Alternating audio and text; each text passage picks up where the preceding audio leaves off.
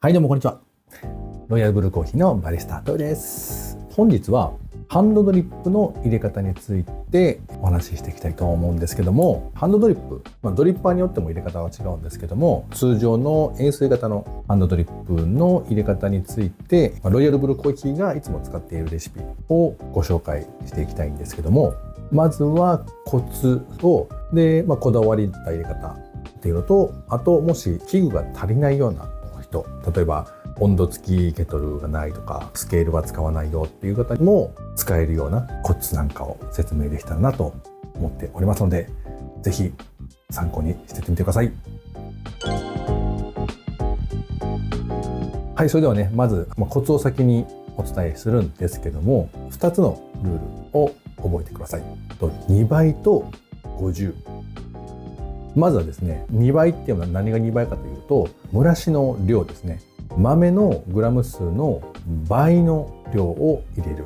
例えば 15g の豆を入れると 30g のお湯を蒸らしに使うようなイメージです。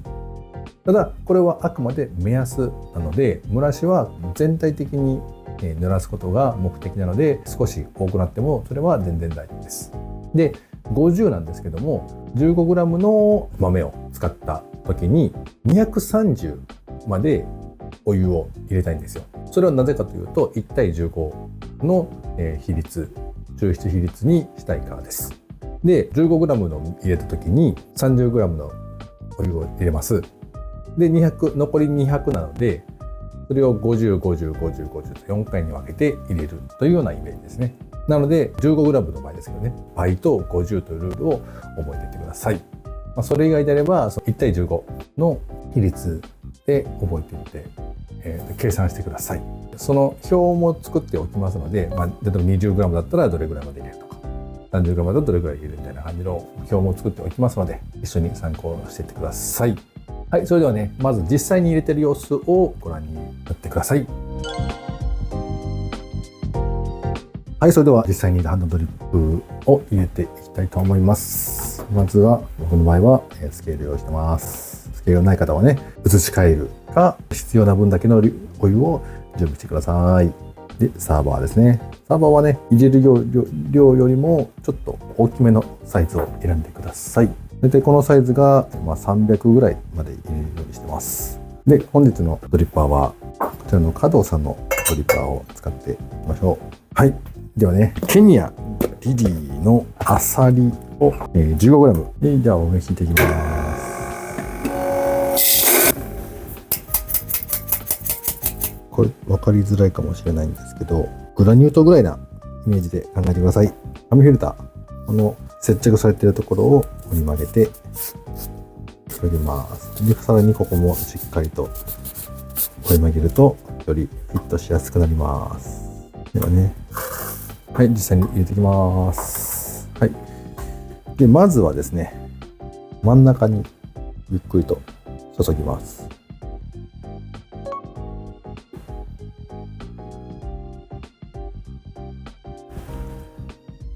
でからゆっくりと周りも注いで、約 30g ぐらいで全体を湿らせた状態で、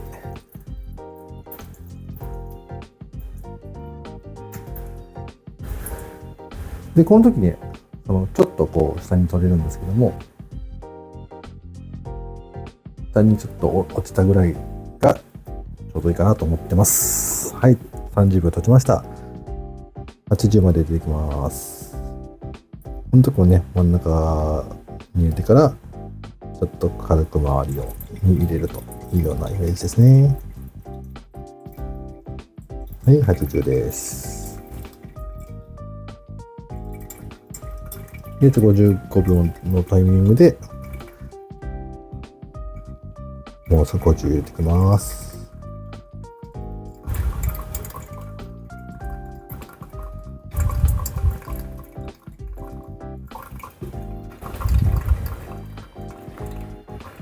中国語ではね、この4回に分けることを4等流とか言ってるみたいですね。はい、1分20秒でさらに50秒入れます。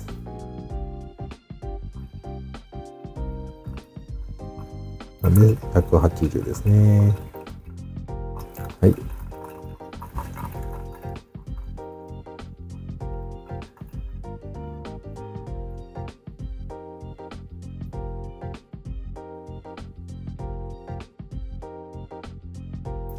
1分45秒で最後の230まで入れます。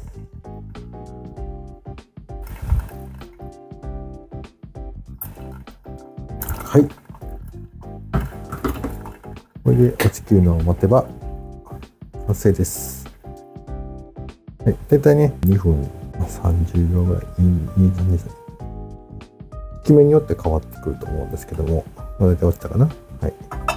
ドリッパーを外してもらって、軽く回す。シーンをしてみましょう。まずはね、こう香りを楽しんでもらって、今回のケニアはいい感じに焼けてますね。はい、実際の画像を見てもらいました。で、詳しくパートごとに説明していくんですけども、まずは一つの先ほども言いましたが、最初は蒸らし。豆15に対して30のお湯をゆっくり注ぎます。大事なのはそのお湯の量よりも粉全体をしっかりと湿っているかどうか、もし乾いた部分があれば少し多めに注いでも構わないと思います。でここで豆の中のガスを抜くことで後の抽出が安定するようになります。円錐型のドリッパーの場合、真ん中がものすごい粉の量が多いので、真ん中中心をまずは多めに注いでいってください。で、蒸らしは30秒なので、30秒だったら80までお湯を注ぎます。蒸らしの分を除けば 50g ですね。なので50、です。はい。ここも同じように中心部分を多めに入れていくようにしてます。実際のその粉の様子を見ながら調整していくんですけども、まずは中心から入れていくようにしてください。55秒になったらさらに50を入れて、ここで合計が130になります。で1分20秒のタイミングでもう50、ここで180になりますね。最後に1分45秒でさらに 50g を注ぎ、合計で230。そのまま落ちきるのを待ちます。抽出はおよそ2分30秒で完了すると思います。でドリッパーを外しまして、サーバーを軽く回して味を均一にしたら完成です。はい、それではね、僕のこだわりの入れ方をちょっとご紹介します。まずは同じようにね、15g の豆を測っていきましょう。はい、では引いていきます。はい、引いたんですけども、引いた後にこれを使います。はい、すでに知ってる方もいると思うんですけども、微粉こし器ですね。この中に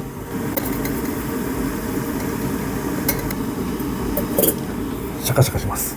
この動作によって何が起きるかというと、細かい粉と粗めの粉が分けることができます。で分けることによって何が起きるかというと、細かい微粉はコーヒーの中の成分が出やすくなってます。粗い分は一回中に浸透してから出るようになってるんで遅いんですよ。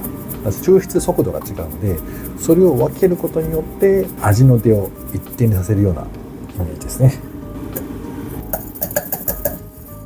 はい、細かいのが中にいって粗いのがこっちに残ってます。そして同じようにフィルターを折っていきます。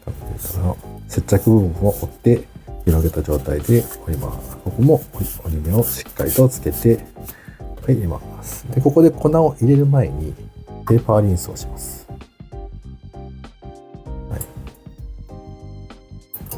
はい、はい、それではね、先ほど微粉を分けたので 15g より減ってるんですね。だいたい13、2g ぐらい微粉の方に行って、じゃあ少ないじゃん、比率変わっちゃうじゃんって、思われる方がいるんですけども、はい、安心してください。この微粉も後ほど使います。この微粉は別に悪者ではなくて、ただ単に抽出の速度が違うだけなんで、後から入れればその速度に合わせることができるみたいな。はい、では入れていきます。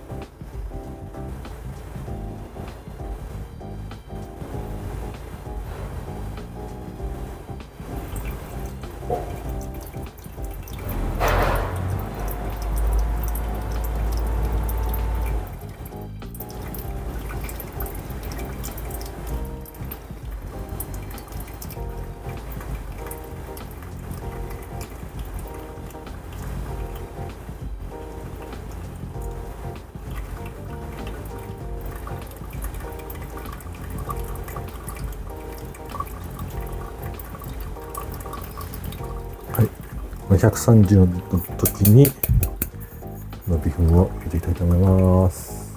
サラサラサラサラ。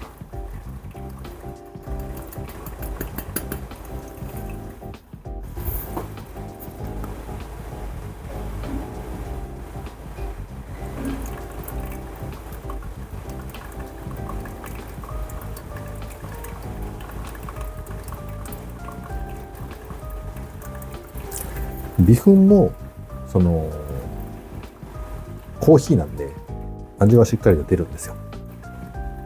なのでその味を無駄にしないために分けたやつも後で入れるとより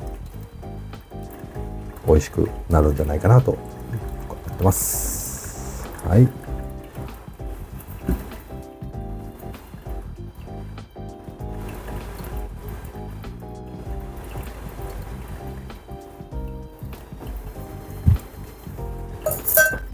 ただ毎回これをね微粉をやってるとね時間もかかるしなんでその本当にこだわった入れ方をしたい場合のみにやってます。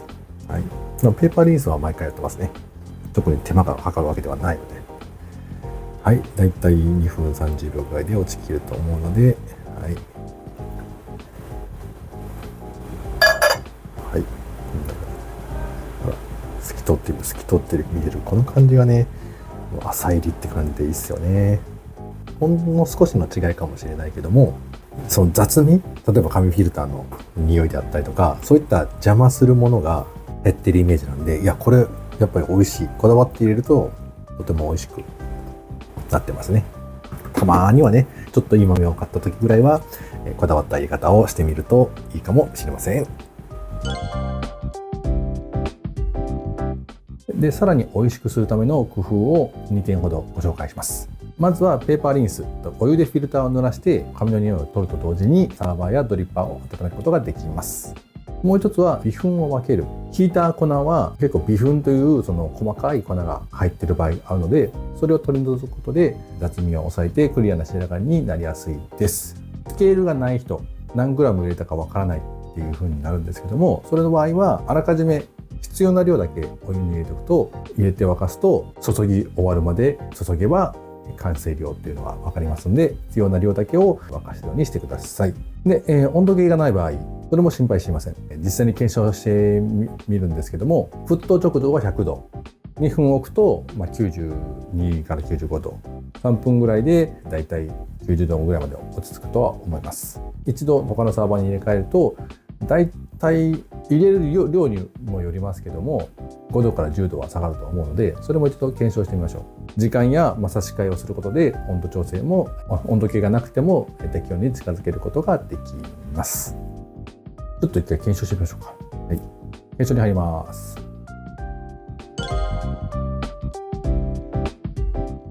はい、それでは、お湯の下がり具合っていうのを検証していきたいと思うんですけども、100度まで温度を上げていきます。で、下がり具合と一言に言っても、材質や、容量によって下がり具合っていうのは変わってくると思うので、一概には言えないんですけども、参考程度に見てくれたらいいかなと思います。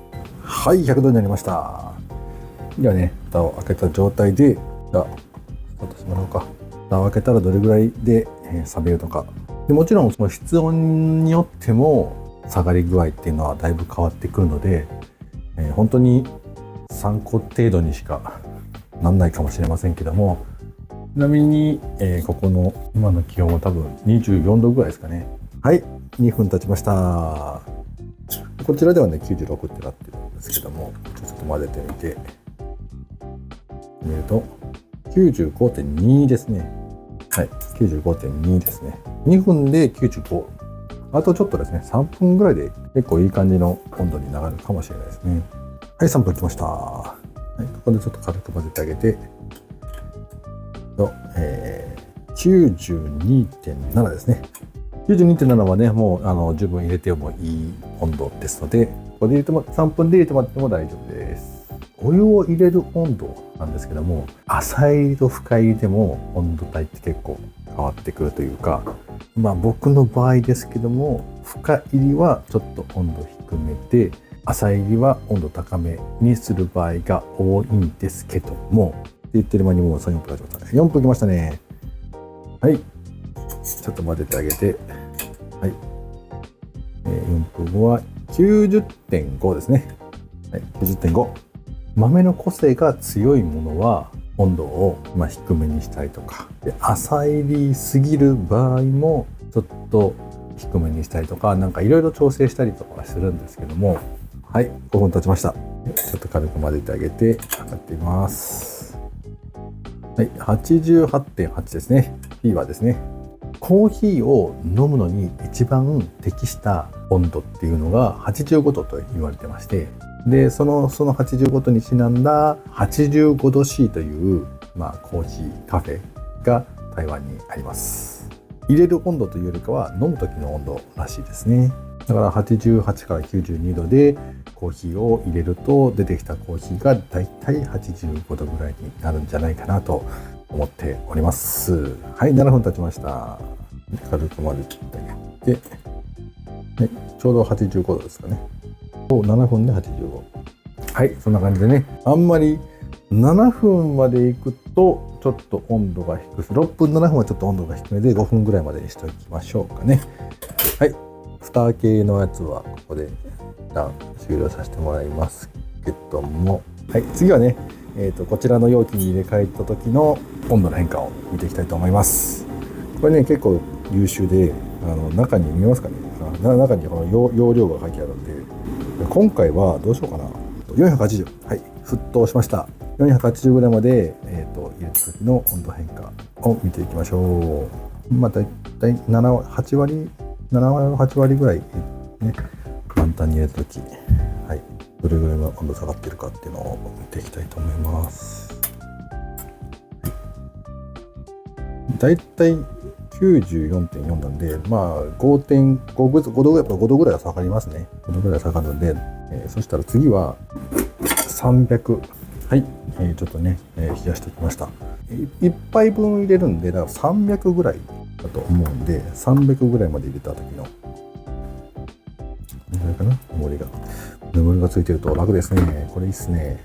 でちょっと軽くこう回してあげて、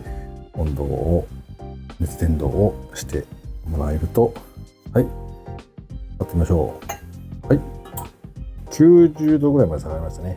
90.5。入れ替え300は 90.5。はい、なので半分ぐらいまで入れるとだいたい10度ぐらい下がります。8割ぐらい入れるとだいたい5度ぐらいって感じですかね。はい、参考にしてってください。はい、それではね、まとめにいきたいと思います。まず本日は 15g のコーヒー豆を使ったハンドドリップの入れ方を説明しました。で、覚え方としては倍と50、この2つのルールがありまして、蒸らしは2倍の量、つまり 15g なんで 30g 入れてください。で、その後は50ずつ4回に分けて最終的に230までできるということですね。で、抽出時間はおよそ2分30秒。2分以上であればいいと思うんですけども、2分から3分ぐらいですかね、までにしておくといいかなと思います。で、次に器具のない人の工夫なんですけども、スケール、測りでいちいちやるのがめんどくさいなっていう人は、あらかじめ必要な分のお湯を準備していただくか、ケトルを入れ替えた時に調整すればいいかなと思っています。温度計がついてなくても、大体の目安っていうのは検証しましたので、だいたい1分あたり2度ぐらい下がるようなイメージですかね。なので、3分から5分ほど待っていただいたら、ちょうどいい温度になると思います。もしくは、ケトルを移し替える方は、ケトルの半分まで入れると、だいたい約10度。8割ぐらいまで入れると、約5度下がりますので、8割まで移したら、1分ほど待っていただいたら適温になるかなと思います。で、こだわりの入れ方を2つご紹介しました。1つ目はレバリンス。3つのメリットがありまして、1つが紙フィルターの紙の匂いを落とすこと。2つ目は器具を温めること。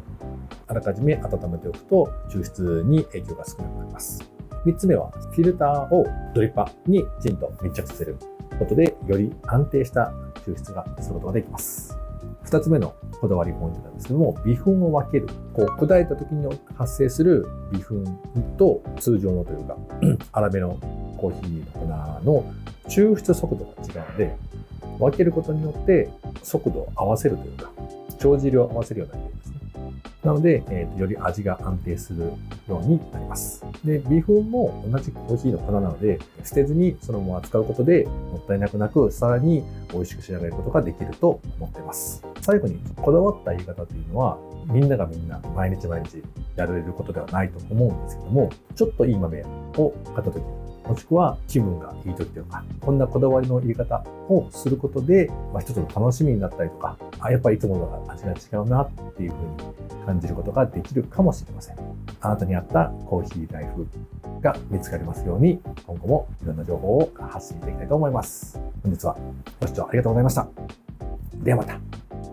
如果你觉得这个影片有帮助，或者是喜欢，多多帮我按赞，这样子我会更努力的制作新的影片。如果有什么疑问，留言给我，很欢迎提问。如果你订阅了频道，当最新的影片上传的时候，你会接收到通知，你就不会错过哦。让我们一起继续追求对你来说美味的咖啡吧，下次见。